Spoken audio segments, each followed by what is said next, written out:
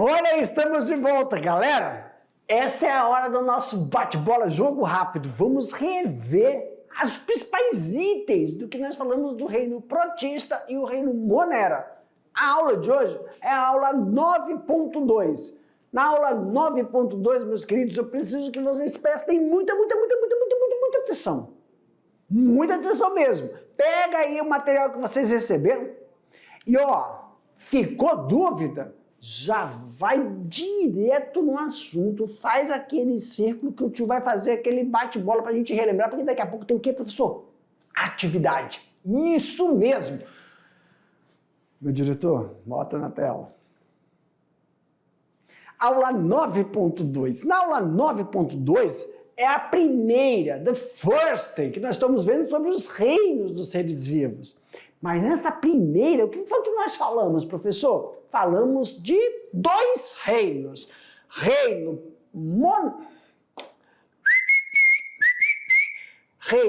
monera e o reino protista. E aí nós observamos o que aqui, professor? Reino monera pode ser tanto procarionte como eucarionte. Mas o reino protista também pode... Desculpa. Procarionte, monera, pode ser procarionte, unicelular. O protista, eucarionte, e pluricelular. Então, professor, primeiro, monera são as bactérias, protistas são os protozoários. Monera, procarionte, não tem núcleo. Monera tem material genético solto dentro do citoplasma e são unicelulares, formados por uma única célula. Protista, eucarionte, tem núcleo. Dentro do núcleo, material genético, só que o protista pode ser formado por uma ou tem protistas formados por mais de uma célula. Professor, oi! Volta lá no slide só para eu ver essa estrutura, porque na hora eu fui olhar para a gatinha que estava aqui do lado. Entendo. Aqui, esse é um exemplo básico de monera. Quem são as moneras? Bactéria. O que deixa a gente assim, primeiramente, não tem núcleo, tá vendo isso aqui, Isso aqui é um material genético que está solto no citoplasma, e está solto. E como é que é o protista, professor? Protista está aqui, meus queridos, O protista, olha aqui um protista, e ele tem núcleo. Olha aqui outro protista, calma aí, deixa eu ver aqui. Aqui, protistas. Isso aqui é o núcleo, Núcleo quer dizer que o material genético dele está preso. O núcleo. O núcleo tem material genético. Olha aqui outro protista. E aqui é o núcleo dele, o núcleo, material genético. E professor, oi, existem... Tá bom, vimos aqui, protista e monera. Agora entendi. Protista, procarionte. Não tem núcleo. Não tem núcleo. Entendi, professor. Agora, material genético está solto. O monera. O protista tem núcleo. Material está preso. Por que o senhor falou aqui é unipluri? Aumenta a tela, meu diretor. Ai, diretor. Aqui, meus queridos. Esse aí, é um protista. É unicelular. Olha o núcleo dele. É uma ameba. E tem pseudópodes. Tem estrutura. Professor, existem protistas pluricelulares formados por mais de uma célula? Existem, olha aí, São os zooplânctons e os fitoplânctons. São pequenos serizinhos, microscópios, de origem animal e vegetal que estão no mar, chamados de zooplânctons, e tem os fitoplânctons, formados por mais de uma célula. E as bactérias, professor Monera? tá aqui, ó. A Monera, olha ela aí, ó.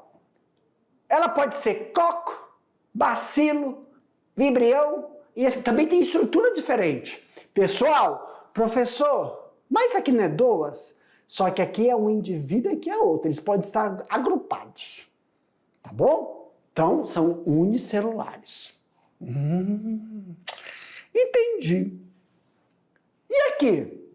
Monera bactéria, mas existem as cianobactérias, porque existem bactérias que estão na terra, bactérias que estão no mar e também tem bactérias que podem estar no ar.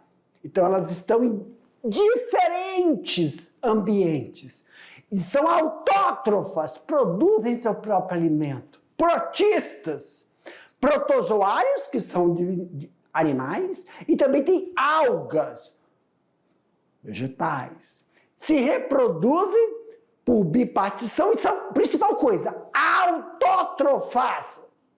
Elas são autótrofas, produzem seu próprio alimento porque estão no mar, mas existem as heterótrofas que não produzem seu próprio alimento.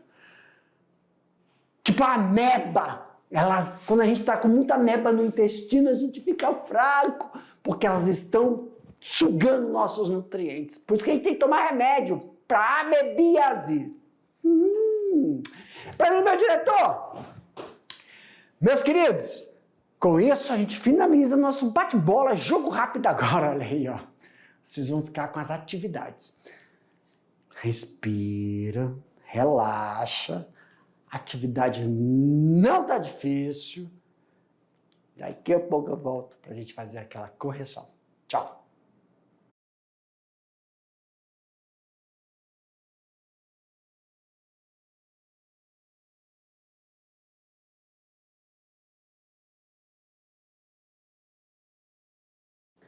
Olha aí, eu só aqui, ó, na malemolência, aguardando vocês. Pessoal, vocês estavam fazendo aí a atividade, né? Agora chegou a hora de a gente realizar as correções e também sanar algumas dúvidas. Mas antes, a gente sempre está reforçando aqui.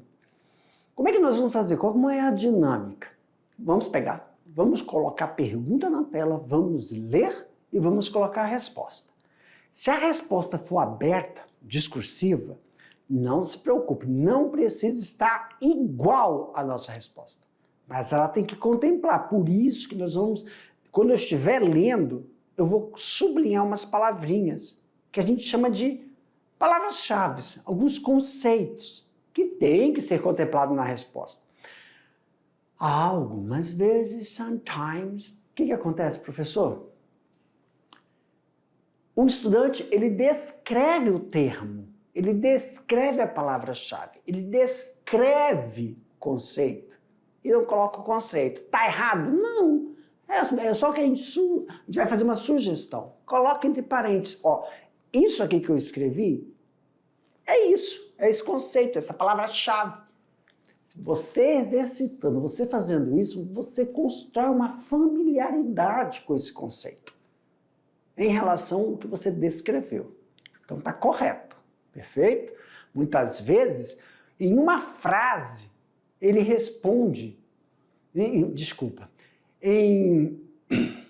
muitas vezes, em 2 linhas, ele responde, contempla o que a gente vai mostrar um texto enorme, mais abrangente, mais detalhado. Mas quanto mais você detalhar na sua resposta, melhor é para a construção do conhecimento. Mas claro que a gente vai colocar aqui umas questões, umas pontuações. Quando nós estivermos falando sobre questões fechadas, mostrar alternativa, qual que é a alternativa? Contempla ou não contempla? Letra A, B, C, D. Nesse quesito, às vezes a gente volta o slide para sanar a dúvida, tá bom? Eu já estou falando isso para você falar, meu Deus, ele voltou para o slide? Ele está dando aula? Não. Nós estamos sanando uma dúvida de uma questão fechada, tá bom? Combinado? Então vamos lá. Diretor, aumenta a tela aí para nós. Então, vamos sanando as dúvidas, vamos começar com a primeira questão. Uma questão aberta. As bactérias apresentam vários benefícios, tanto para as indústrias, fixação de nitrogênio para as plantas e etc. Que ação é realizada por esses organismos e que compõem toda a cadeia alimentar? Aqui, meus queridos. Pessoal, olha só, essa é, para mim, meu diretor, essa é legal, essa resposta. Nós temos que lembrar o quê? Primeiramente, temos que lembrar que a bactéria, ela é indutiva. Todas as bactérias são indução. O que é indução, professor? A bactéria, ela precisa de energia para se reproduzir. E ela tira essa energia da onde? Do ambiente. E para que ela tire a energia do ambiente, ela produz uma enzima que vai fazer um metabolismo, vai quebrar a matéria-prima que está ao redor dela. Se for essa matéria-prima um ser em decomposição, o solo, na água, se for na gente como uma bactéria que vai infectar, causar problema, ou se for uma bactéria que está na nossa flora intestinal, que vai auxiliar a gente a absorver nutrientes, quer dizer, o produto é obter nutrientes, só que ela está fazendo um metabolismo para poder se reproduzir ali dentro. É como se fosse uma troca, uma simbiose. Eu te auxilio você a se nutrir e eu uso essa sua alimentação para que eu possa me reproduzir. Então a gente fala que ela é indutiva. Ela produz enzimas, ela é adaptada para aquele meio. Claro que cada macaco no seu lugar, ela é adaptada para aquele meio. E ela consegue produzir enzimas que vão quebrar, vão degradar, olha, já quase falei a resposta, vão degradar aquele material para se alimentar, seja na presença ou na ausência de oxigênio. Com isso, aumenta a tela, meu diretor. Qual seria a resposta? Qual ação é realizada? Aí, ó, processo de decomposição, que realizam juntamente com claro, aqui ó, se juntamente com fungos, não precisa, pessoal. Por quê, professor? Porque aí você pode, ó, perfeito. Ó, vou colocar duas coisas aqui. Para mim, agora. Prof, a resposta é processo de decomposição que realizam juntamente com os fungos. Professor, não coloquei assim. Não, eu coloquei assim, ó. Processo de... Aqui está decomposição. Mas a gente pode pegar e falar assim, é processo de degradação. Aí decomposição, metabolização, que elas realizam juntamente com outros micro-organismos. Na aula eu citei que elas trabalham junto com alguns fungos, mas também existem outros micro-organismos. A gente só deu uma informação a mais. Então tem estudante que pode ter colocado os fungos, mas tem estudante que pode ter colocado o quê? Micro-organismos, outros micro-organismos. Tem estudante que colocou processo de decomposição, mas tem outros que falaram de processo de degradação, vai degradar. Professor, não tem diferença de decompor, degradar e... Como é uma outra palavra, meu senhor? Decompor, degradar e... Olha, quando eu falo de solo, falo muito sobre esse negócio do solo. Decompor, degradar, não é metabolizar. É para realizar compostagem, mas é decompor, degradar ou... Tem outra palavra aí. Você, meu estudante, que deve ter usado essa palavra, manda aqui no chat para nós. É decompor, degradar, ou ela vai... Quando a gente está fazendo compostagem, quando a gente está fazendo humus, então a bactéria e os outros micro-organismos ajudam no processo de... Esqueci a palavra. Mas tem a ver com a decomposição ou degradação. É só para dar um exemplo para vocês que essa resposta, vocês não precisam ter escrito com essas palavras, mas o que é importante é ter a percepção do processo de decomposição, metabolização ou degradação. E ela não realiza isso sozinho. E ainda podem ter colocado assim também, pessoal, na presença ou na ausência de oxigênio. Mas aí depende do grupo de bactérias e do ambiente onde elas estão. Olha, a gente já começa a incorporar melhor essa resposta. Tá bom? É um bom exemplo. Eu estou tentando lembrar a palavra, mas tudo bem. Até o último lâmina a gente lembra. Próximo, aumenta aí, meu diretor. Selecione a informação correta sobre o reino Monera. Ah, tá. Então, olha só, entre todas essas informações, o que a gente pode selecionar que está relacionado ao reino Monera? Nós estamos falando de dois. Nós estamos falando do protista e Monera. Qual dessas palavras se encaixa no Monera? Pessoal, primeiro, são unicelulares e são autótrofos ou autotróficos. Significa, são formados por uma única célula e produzem seu próprio alimento. Tem outra palavra, professor, aí? Tem. Tem camada de peptidoglicano. Tem também o que, professor? Elas também apresentam estruturas soltas no citoplasma. Que estrutura é essa? Material genético. Então são procariontes, não tem o quê? Núcleo. Qual outra palavra que cabe somente para as moneras? São formadas por uma única célula, unicelulares, e são heterotróficos. Professor, calma aí. Lá em cima, não está falando que elas são autótrofas? E embaixo estou falando que nós temos também algumas estruturas que precisam de... Elas não conseguem produzir seu próprio alimento, que são aquelas cianobactérias. Bactérias que estão no meio terrestre têm uma estrutura. As cianobactérias, elas não conseguem produzir seu próprio, elas precisam, não são indutivas. São decompositoras, metabolizadoras.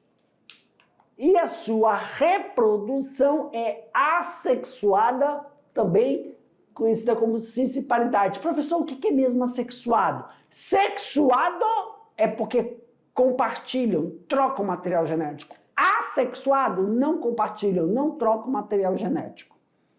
Ok. Vamos para a questão de número 3. Em relação ao reino protista, qual alternativa apresenta um representante que realiza o processo fotossintético? Pessoal, presta bem atenção. Eu acabei de falar ali, na outra. Aqui, ó, fotossintético significa que utiliza o sol, incidência solar, para produzir seu alimento. Então, ele é dependente de algo. Tem bactéria que não precisa, tem bactéria que produz seu próprio alimento, são autótrofas. Dependendo do material que está ao redor, ela produz seu alimento. Mas tem bactéria que só consegue fazer isso. Oh, desculpa, eu estou falando bactéria, protista. Meu Deus. Deleta. Para cá, meu diretor. Pessoal, eu falei um negócio, mas o que eu estava falando é verdade, tá correto. Eu só troquei o nome, não é bactéria, tá? Eu estou falando de protista agora. Os protistas, existem protistas, tá? Que realizam seu processo fotossintético, porque a maioria dos protistas são heterotróficos, não produzem seu alimento. A ameba não produz seu próprio alimento. Então, da amebíase, né? Meu Deus. Fiquei adulto de uma hora para outra. Da amebíase. Desculpa. Quem não consegue produzir? Quem consegue produzir seu próprio alimento dentro do protista? São aí, ó, as diatomáceas. As diatomáceas conseguem, com a insolação, produzir seu próprio alimento. Tá bom? Vamos para a quarta questão? Olha lá na quarta questão. Aumenta para mim, meu diretor. O termo fitoplâncton refere-se a... O que refere-se ao fitoplâncton? Diga sua importância para as formas vivas do planeta. Fitoplâncton é um organismo que realiza fotossíntese e vive em suspensão na água e rios, lagos e oceanos. Sua importância está na produção de 90% do oxigênio da Terra. E nós vamos para uma questão do Enem. Os seres vivos são classificados segundo o sistema de WITEC. um dos 5 reinos. Em um dos 5 reinos, o reino protista, atualmente chamado de proctotista, caracteriza-se por o quê, pessoal? Ele vai se caracterizar por englobar uma variedade de organismos como seres unicelulares, multicelulares, autotróficos e heterotróficos. Back. Meus queridos, finalizamos aqui a aula. Aguardo vocês para outra aula com novos assuntos. Tchau!